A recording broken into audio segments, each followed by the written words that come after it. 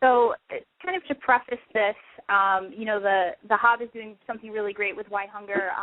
Hunger is Not a Game was born kind of from my own personal blog, which kind of has been a place for me to talk about social justice issues in the Hunger Games. It's also where the roots of the literacy revolution to get Hunger Games books into classrooms started. So that's kind of where this came from. The Hunger Games don't take place in an alternate reality or on some different planet. We're not Harry Potter. We're not Twilight. The Hunger Games take place in North America, right here on Earth. They take place in our future. They take place as a result of humanity's inhumanity. Panem essentially rises from the ashes of our cruelty, our ambivalence, and our ignorance. And because of this, I really believe that as a fan community, we can't be so wrapped up in the fiction that we forget to acknowledge, the reality of the world around us. We have a duty to recognize the real reflections of Panem that fill our headlines, and this crisis in East Africa is one of those. As fans of the series, we have to take a stand to fight hunger in our world. And because of this duty, I started hungerisnotagame.org, and that's the website. It'll take you right to our main page. As Savanna said, last Wednesday, the United Nations declared 2 regions in southern Somalia and other areas of that country, also Ethiopia and parts of Kenya, are in danger of being in a famine. In total, over 10 million people are experiencing the effects of starvation right now. 2 million of those people being affected are children under the age of 5. People are dying, and they're dying in the thousands. The statistic that Savanna gave of 2 out of every 10,000, that's adults. For children, it's actually 4 out of every 10,000. And when you do the math and multiply that by the 10 million people who are being affected, that's 4,000 children. I mean, that's staggering. This is a crisis of epic proportions. But the good news here is that we can help. hungerisnotagame.org has partnered with the International Rescue Committee, which works in refugee camps and is working in the largest refugee camp right now in Kenya, which is totally flooded with refugees coming out of Somalia. The camp was built to hold tens of thousands of people and is now pushing towards 500,000 people. It's totally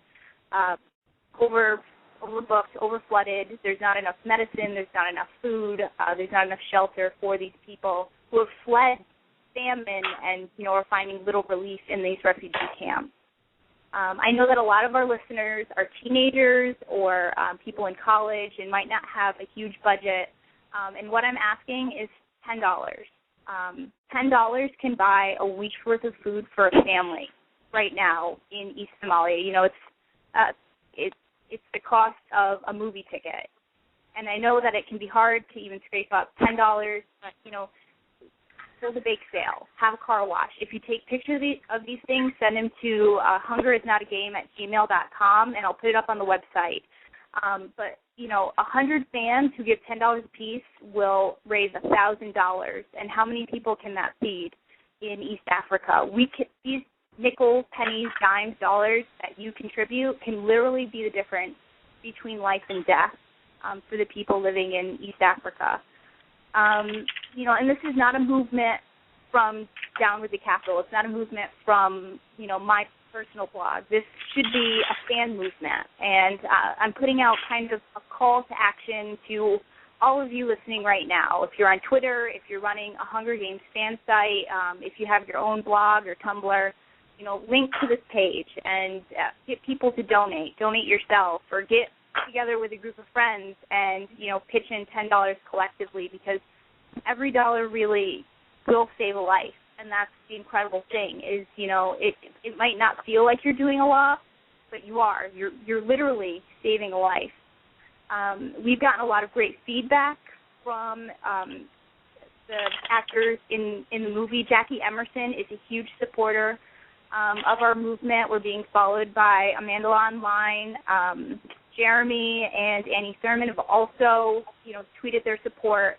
So the stars themselves are taking notice of this movement. Lenny Kravitz, while he hasn't addressed us specifically, has put a call out to his fans to help with this famine relief in East Africa. And just to bring it back around to the Hunger Games, probably the best thing I can relate it to is Katniss, who to this day, she could never shake the connection between the boy, Peeta Mellark, and the bread that gave her hope. And, it's amazing for all of us to come together and feed these people. But the even more incredible thing is that we get to give them the hope and remind them that, even in this desperate time, they're not forgotten, and that, people care about them, and humanity won't forget them and leave them alone. So I'll step off my soapbox now and just, follow us on Twitter at HungerS, Hunger's Not a Game, and then the website hungerisnotagame.org.